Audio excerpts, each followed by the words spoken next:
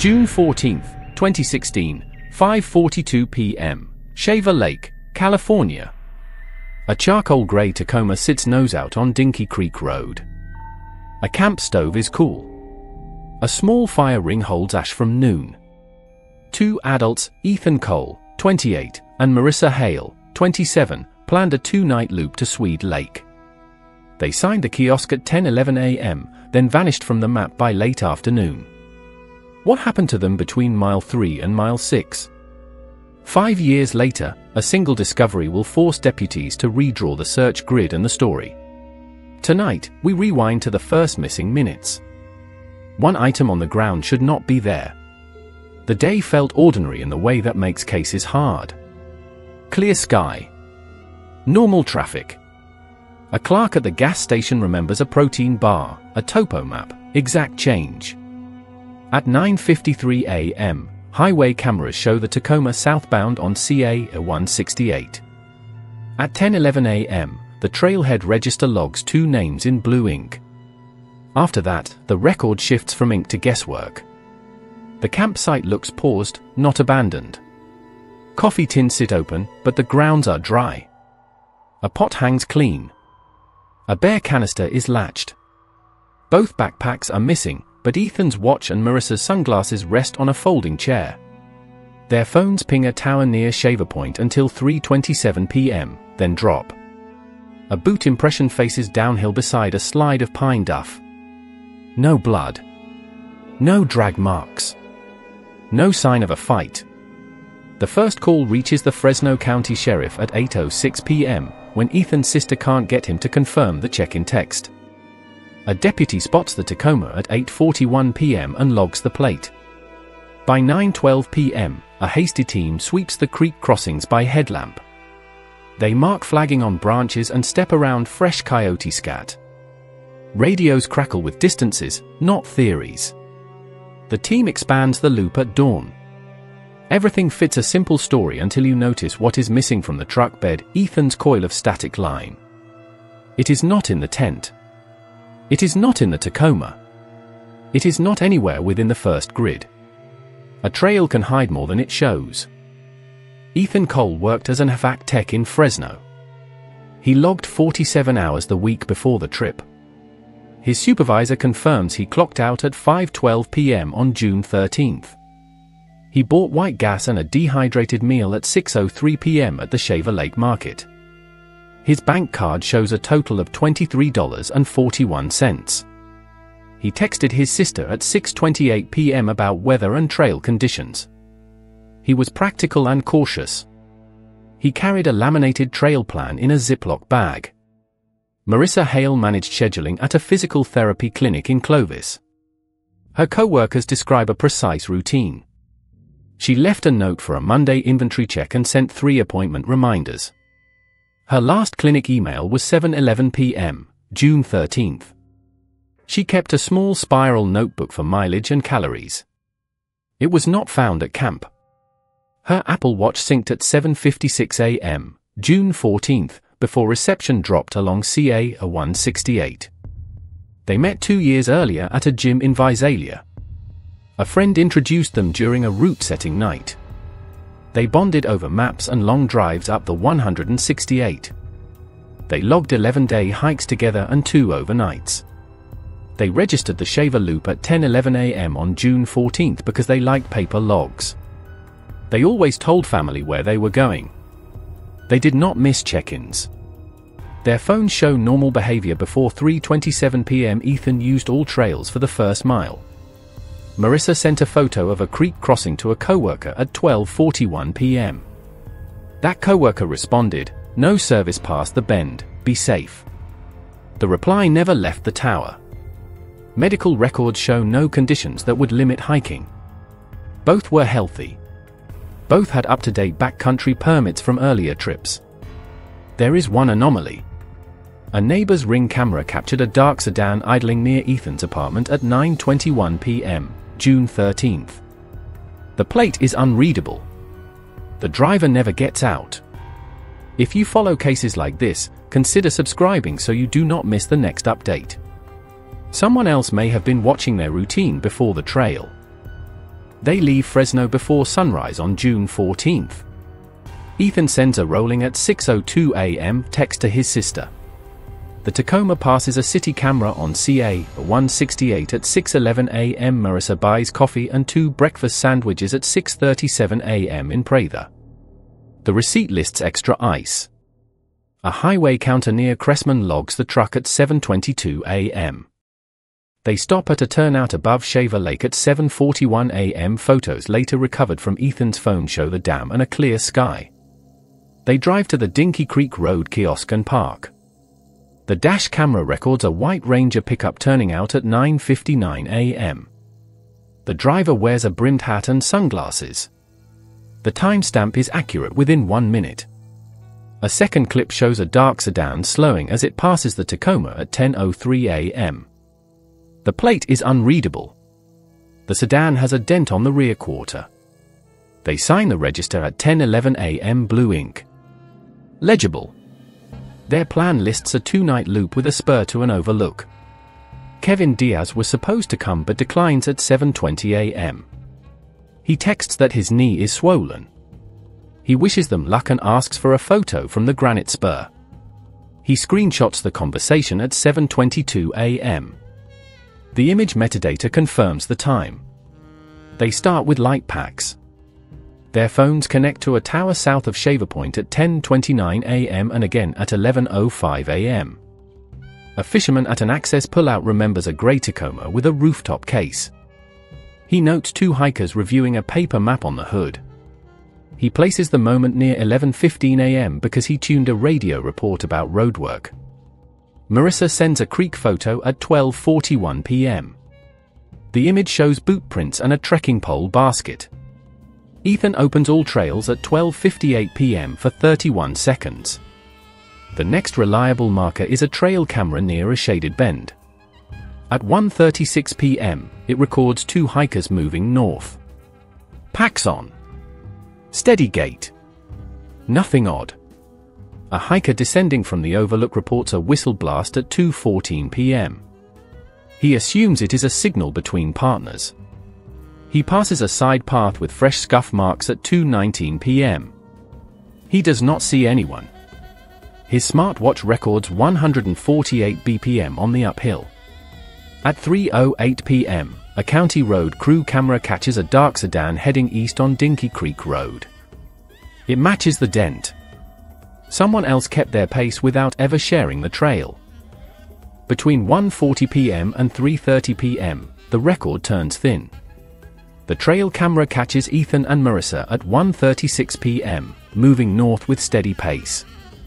Weather data from the Shaver Peak station shows 77 degrees Fahrenheit, light wind, clear sky. The path is dry. Crews later measure prints near the shaded bend. The stride lengths match their heights within 2 inches. No sign of a limp or favored knee. A hunter's game camera, 1 mile east, triggers at 1:58 p.m. It records movement in brush but no visible subject. The audio track holds a short mechanical click. Analysts compare it to vehicle door latches and tool cases. They cannot assign a match. At 2:06 p.m., a fire road gate sensor logs a vehicle entering from the east. The log lists no authorized service call for that hour. Marissa's phone attempts a background sync at 2:13 p.m. It fails and retries twice. The handset connects briefly to a tower south of Shaver Point, then drops. Ethan's phone opens the Compass app at 2:21 p.m. for 14 seconds. He does not call or text. At 2:30 p.m., an uphill hiker hears a whistle blast. He marks the time by a photo he takes of the creek. His EXIF shows 2:31 p.m. Fresh scuff marks appear at a spur that is not on the official map. The spur angles toward granite slabs and low pines. Investigators later find 2 boot impressions at the start, a few inches apart, both toes pointed downslope. A third, smaller impression sits at a different angle. The print is shallow and incomplete. Placer soil fills the tread. A county road camera places a dark sedan heading east on Dinky Creek Road at 3:08 p.m. The right rear quarter shows a dent.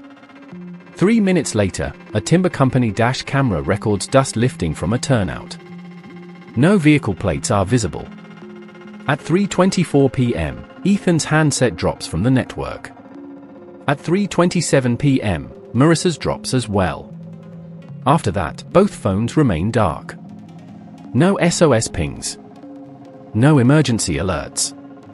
At the campsite, searchers later note an odd detail. Ethan's coil of static line is missing from the truck bed. It is not in the tent. It is not on the loop. One audio file survives on a nearby camera, and its timing does not fit.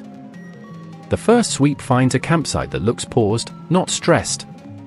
The stove is cold. The pot is clean. The fire ring holds grey ash, consistent with a noon burn. The bear canister is latched. Food is sealed. 2 chairs sit under a pine. Ethan's watch and Marissa's sunglasses rest on one. Their permit copy is folded inside the Tacoma's visor. Deputies inventory the truck bed at 9:03 p.m. The static line is missing. So is a small pulley Ethan used for hauling food. A bag of tent stakes shows 9 pieces, not 10. The top is still folded and dry. None of it fits a rush departure or storm plan. It fits an interrupted routine. A trail register check reveals a tear on the bottom corner of the June 14th page.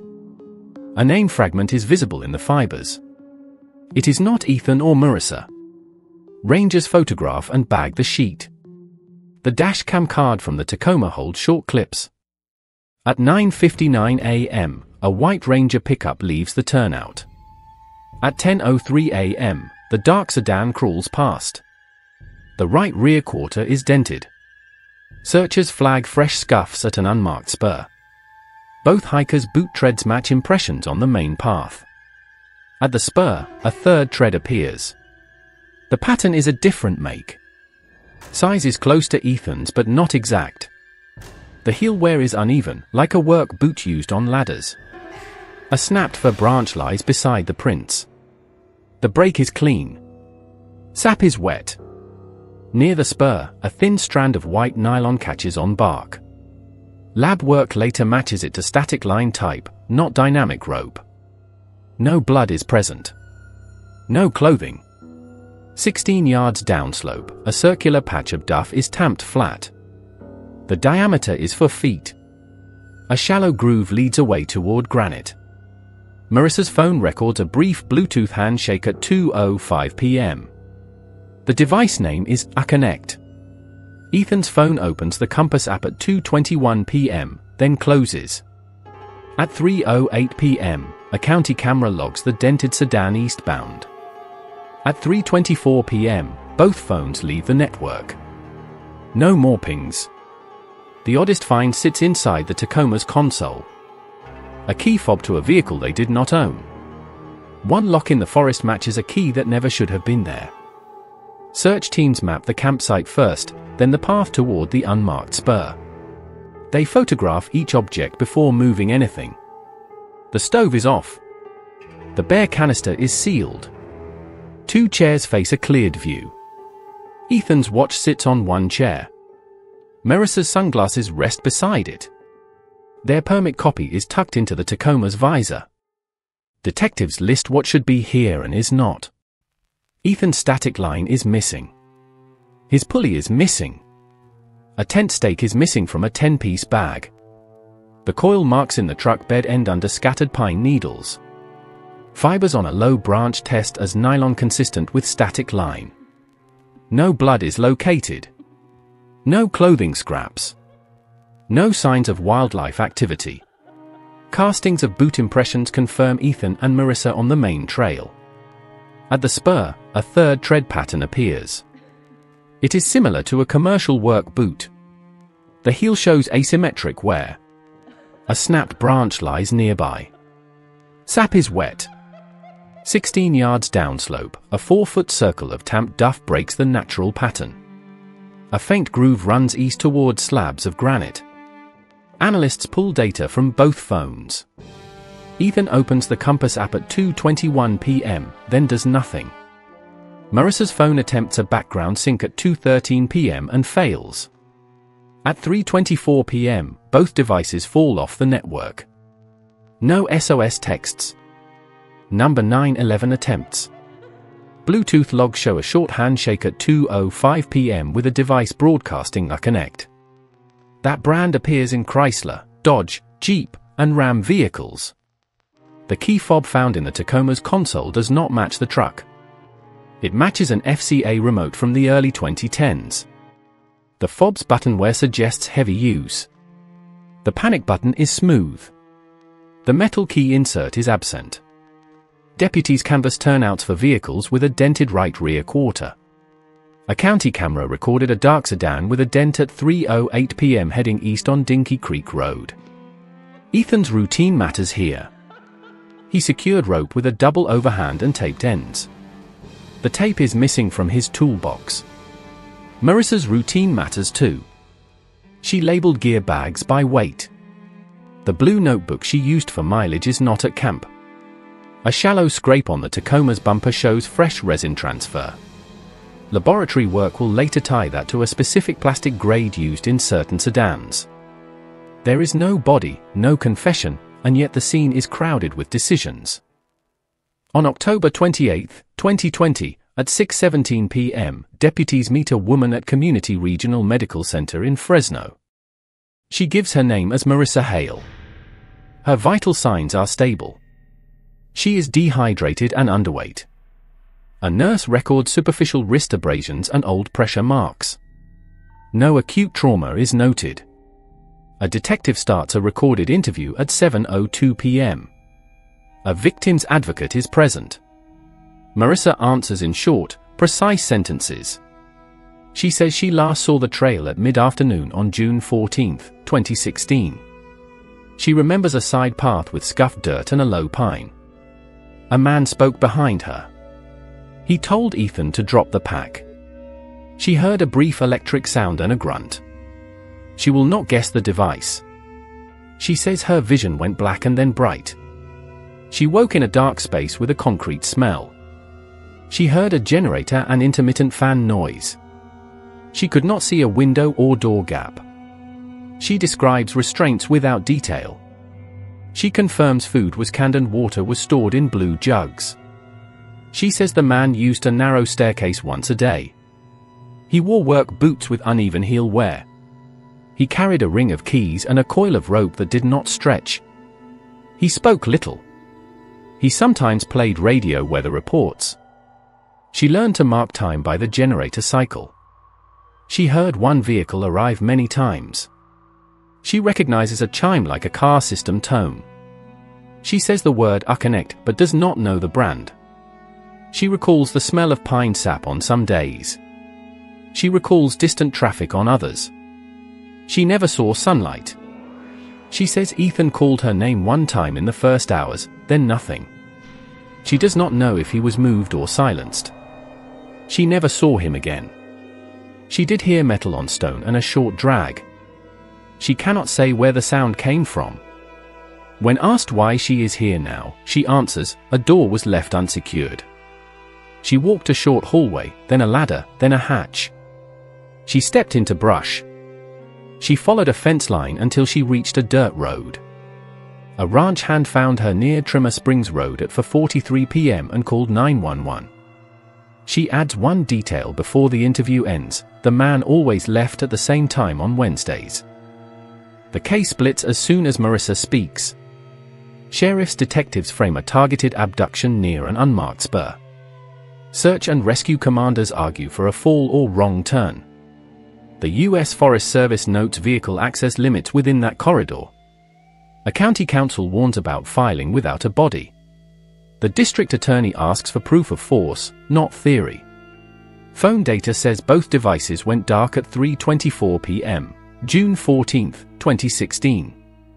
A nearby game camera stores an audio click at 3:41 p.m. The 15-minute gap becomes a fight point. One analyst says the camera's clock drifted. Another says the phones could be shielded but still moving. A third flags the Bluetooth handshake at 2:05 p.m. with Uconnect. That suggests a Chrysler family system within short range. The spur is foot only. A road lies east within a few hundred yards. Patrol units push vehicle leads. The dented dark sedan appears at 10:03 a.m. near the kiosk and again at 3:08 p.m. heading east. CHP can't read a plate from the road crew feed. A timber dash cam shows dust but not numbers.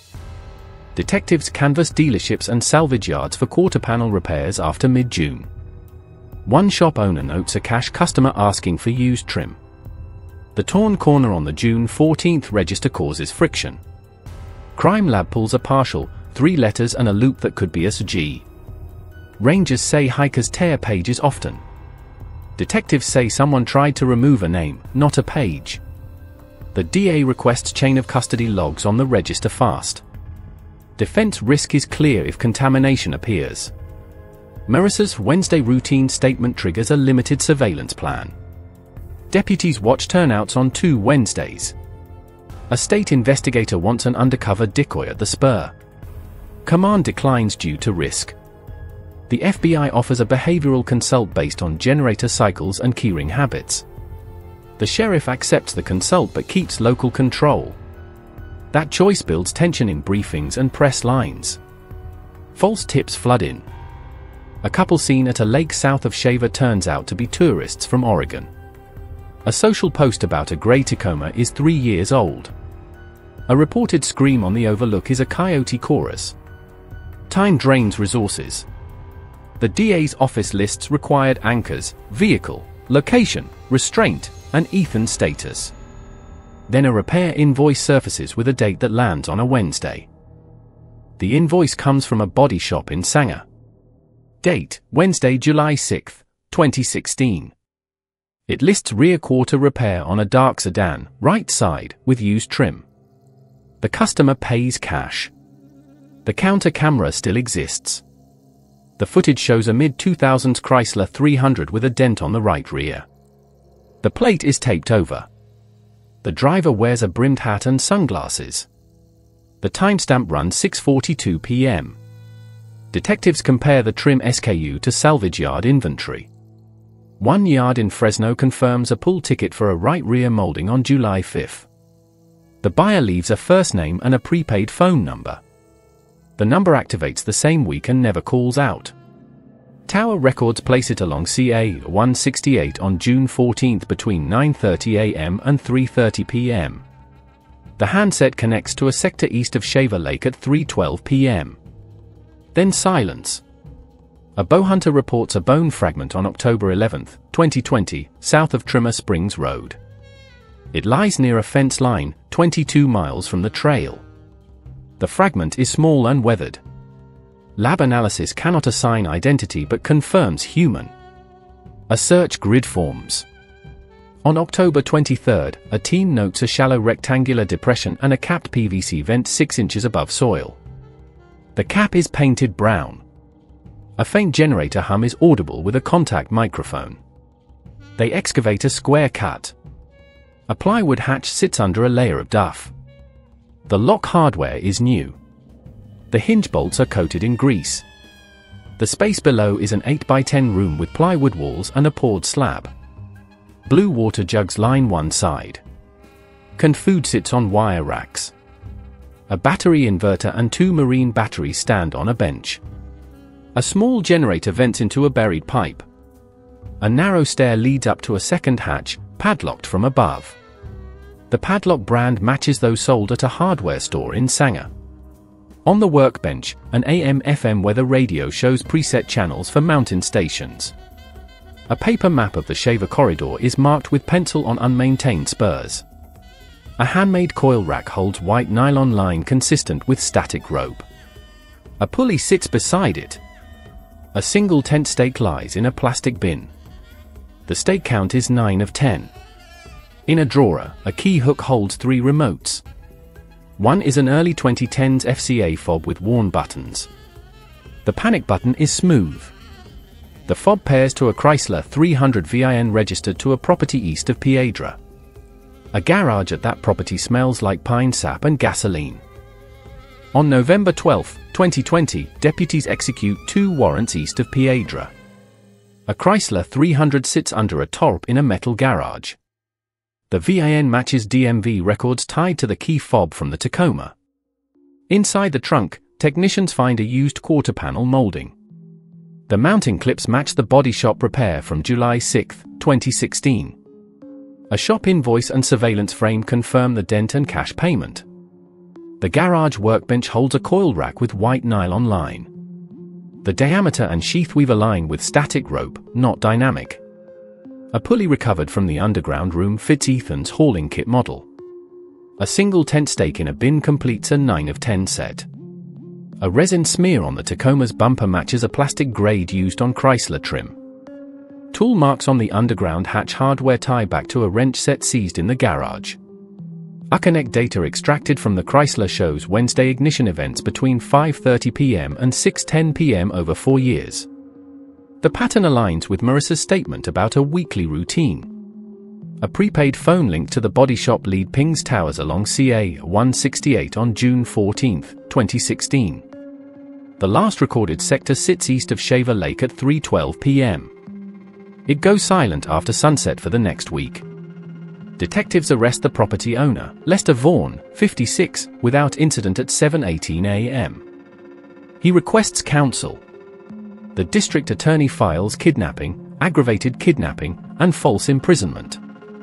A special circumstance notice cites prolonged confinement and restraint. The sheriff requests federal support due to public land elements and interstate components of part sourcing. The U.S. Attorney opens a parallel review for unlawful restraint on federal lands and material support counts. Pretrial begins in January 2021. The defense challenges chain of custody on the trail register and dash cam card. The court admits the register tear and partial letters with limiting instruction. A motion to exclude the Uconnect timeline fails after a technical hearing. The judge finds the extraction reliable and minimally prejudicial. A Fry E. Kelly hearing admits the plastics comparison on the bumper resin. The DA outlines a corpus delicti theory without a body. The case relies on the room, the tools, the rope, the vehicle, and the timeline. Marissa's testimony is reserved under a protective order. A gag order limits statements outside court. The court sets jury selection for April 2021. The sheriff's office briefs the family on trial conduct and seating. One item remains sealed in evidence, pulled from the Chrysler spare tire well. Jury selection begins April 12, 2021, in Fresno County Superior Court. 12 are seated with 4 alternates. Cameras are not allowed. The judge enforces a strict gag order. The prosecution opens with the room in the ground, the Chrysler 300, and the Wednesday pattern. The defense calls the case circumstantial and warns against speculation without a body. Marissa testifies with a victim's advocate at her side. She explains the spur, the command to drop the pack, and the blackout. She describes the underground space, blue water jugs, and canned food. She identifies the generator sound and the daily staircase. She recalls a chime like a vehicle system tone. She states the word Uconnect without naming a brand. Cross-examination is brief. She is not asked about injuries. A sheriff's criminalist walks the jury through the nylon line and pulley. He notes the pulley model matches Ethan's known kit. He shows the single tent stake and the count of 9. He explains the static rope sheath and core. He presents the resin smear comparison from the Tacoma's bumper to Chrysler trim. The court admits the analysis after a pretrial hearing. A digital examiner testifies about the Chrysler's Uconnect logs. He charts Wednesday ignition events between 5:30 and 6:10 p.m. over 4 years. The pattern aligns with Marissa's statement. He verifies the prepaid phone activations and the June 14 tower sectors. The defense suggests clock drift and network noise. The examiner concedes small margins but says the pattern holds. A repair shop owner from Sanger identifies the quarter panel job on July 6, 2016. The surveillance image shows a dark Chrysler 300 with the right rear dent. The customer paid cash. The invoice and SKU match the molding recovered from the trunk. A plastics expert ties tool marks on the underground hatch to a wrench set seized in Lester Vaughan's garage. The defense offers an alternate theory. They suggest an unknown third party used the room. They argue contamination of the trail register and dash card. They say the key fob proves only that the Chrysler existed. They move for a directed verdict. The motion is denied. The judge rules the corpus delicti is satisfied by confinement and restraint evidence. Prosecutors rest with a final exhibit. The sealed item from the spare tire well is brought to the rail but not yet opened. Verdict arrives on May 6, 2021. The jury finds Lester Vaughan guilty of aggravated kidnapping and false imprisonment. The court imposes life without parole on the lead count. Lesser counts merge for sentencing. There is no murder conviction. Ethan Cole remains missing.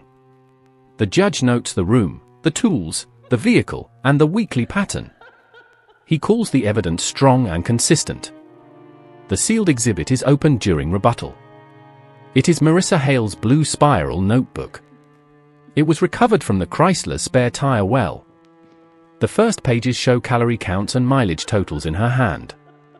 The last page holds indented impressions that read "Overlook Spur Wednesday." A lab lifts a partial latent from the back cover. The print matches Lester Vaughan. Fibers from the notebook spine match debris from the underground room. Defense objects on chain of custody grounds. The court finds the seal intact and the logging complete. The page is admitted with a limiting instruction. The jury requests to view the notebook during deliberations. They also ask for the Uconnect timeline and the plastics comparison slides. They deliberate for 9 hours across 2 days. The verdict follows. After sentencing, the sheriff's office reopens the search for Ethan. Teams grid hills east of Piedra and south of Trimmer Springs Road. They use cadaver dogs, drones, and GPR. They recover small bone fragments near game trails. None are identified as Ethan. The coroner does not issue a death certificate. The family files for a presumptive death hearing, then pauses the petition. A state review examines the 2016 response. The report cites missed intersections of data. It lists the dark sedan sightings, the unmarked spur, and the torn register corner. It recommends earlier vehicle canvases and tighter camera pulls on forest roads. The sheriff forms a small cold case unit. They audit open missing hiker files. They interview shop owners and salvage yards again. Marissa moves under a protective plan. She meets with advocates and medical staff. She gives one written statement to close the case. She asks that Ethan's name remain in public alerts. The court orders Vaughan to disclose any location data. He refuses. Appeals begin on procedural grounds. The conviction stands during the first review.